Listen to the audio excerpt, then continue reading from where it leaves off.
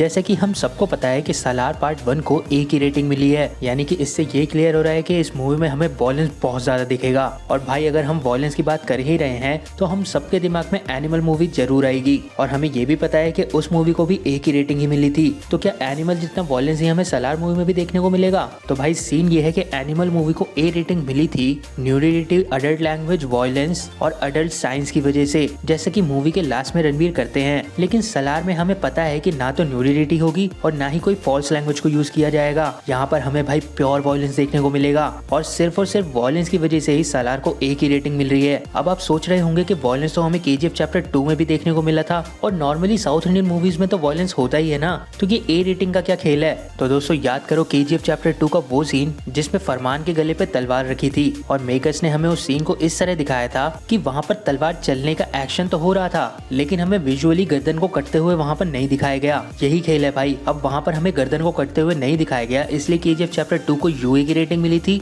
और अगर दिखा दिया होता तो ए की रेटिंग मिलती। और इसीलिए सालार मूवी के ट्रेलर के एक सीन में देवा एक बंदे का पैर काटते हुए दिख रहा है और वहाँ पर हमसे कुछ भी नहीं छुपाया जा रहा, वहाँ पे हमें खून भी दिख रहा है और कटा हुआ पैर भी दिख रहा है, इसीलिए सालार को ए की रेटिंग मिली है। तो ये खेल है भाई ए रेटिंग का। सालार मूवी को ए रेटिंग सिर्फ प्योर वॉयलेंस की वजह से मिली है। अब आप ये सोचो ना भाई, केजीएफ चैप्टर 2 में हमें सिर्फ एक बड़ी माँ गन को दिखाया गया था जिससे रॉकी ने पूरा पुलिस स्टेशन उड़ा दिया था और वो सीन हम सबका फेवरेट सीन बन गया था। लेकिन सालार में तो भाई बड़ी माँ गन ऑटोमेटिक चल रही है और वो भी एक नहीं, 5 नहीं, बल्कि पता नहीं कितनी सारी। भाई सालार में हमें असली वॉयलेंस देखने को मिलेगा जैसा वॉयलेंस हमने कभी किसी मूवी में नहीं देखा है। आप सालार के देवा यानी कि प्रभास के कैरेक्टर को ही देख लो, उसे एक पागल बोला जा रहा है जो कि अपने दोस्त के लिए ब्लड बाथ करने को रेडी भी है, इनफैक्ट कर भी रहा है। प्रभास का कैरेक्टर सबसे वॉयलेंट बताया जा रहा है। कहने का मतलब ये है कि प्रशांत नील ने ये जो वर्ल्ड बनाया है सालार वर्ल्ड, इस पूरे वर्ल्ड में भाई हर एक बंदा वॉयलेंट है लेकिन सबसे वॉयलेंट हमें प्रभास को दिखाया जा रहा है,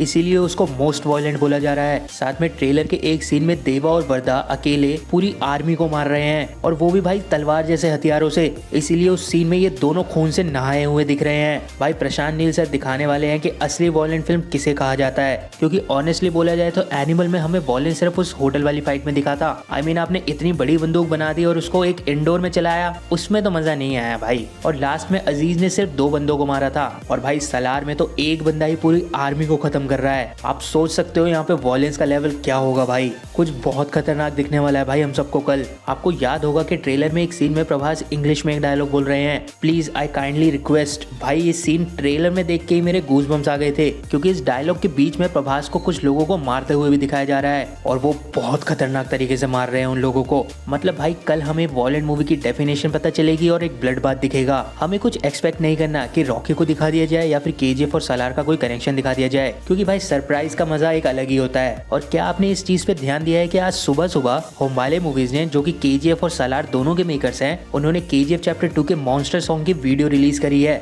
इसका क्या मतलब बनता है भाई? लेकिन भाई हमें ज्यादा नहीं सोचना, अभी हमें बस प्रशांत नील का काम देखना है और प्रभास का कमबैक देखना है। और भाई कमबैक से याद आया, सालार और डंकी इन दोनों की फर्स्ट डे कलेक्शन को लेकर अलग ही वाद विवाद चल रहे हैं। पीवीआर आइनॉक्स और मिराज सिनेमाज से सालार का डिस्ट्रीब्यूशन रोक दिया गया है। खैर भाई जो भी बात हो, न्यूज की मानी जाए तो डंकी 30 to 35 करोड़ की ओपनिंग करने के लिए रेडी है और वहीं सालार इतनी प्रॉब्लम्स के बाद भी 40 to 45 करोड़ की ओपनिंग के लिए रेडी है। लेकिन भाई मैं फर्स्ट डे कलेक्शन के लिए एक्साइटेड नहीं हूँ, मैं एक्साइटेड हूँ सेकंड डे कलेक्शन के लिए, क्योंकि अगर किसी रिव्यूअर ने ऑडियंस को ये बता दिया कि सालार और केजीएफ का कनेक्शन है विजिबल, या फिर हमें किसी न्यूज से ये पता चल जाए कि रॉकी का कैमियो होने वाला है सालार मूवी में, तब जाकर भाई सालार की second day collection first day collection से भी बहुत आगे हो जाएगी और ये चीज भाई बहुत इंटरेस्टिंग हो जाएगी। भाई सिर्फ आज का वेट है हमें इस मूवी को देखने के लिए और भाई मुझसे तो मेरी एक्साइटमेंट संभाली नहीं जा रही। सालार केजीएफ जैसी मूवी होगी भाई तो एक्साइटमेंट बहुत ज्यादा बढ़े जा रही है। लेकिन फिर भी आपका क्या कहना है सालार के वॉयलेंस पे या फिर फर्स्ट डे कलेक्शन या फिर कलेक्शन पे, वो मुझे कमेंट बॉक्स में जरूर बताएं।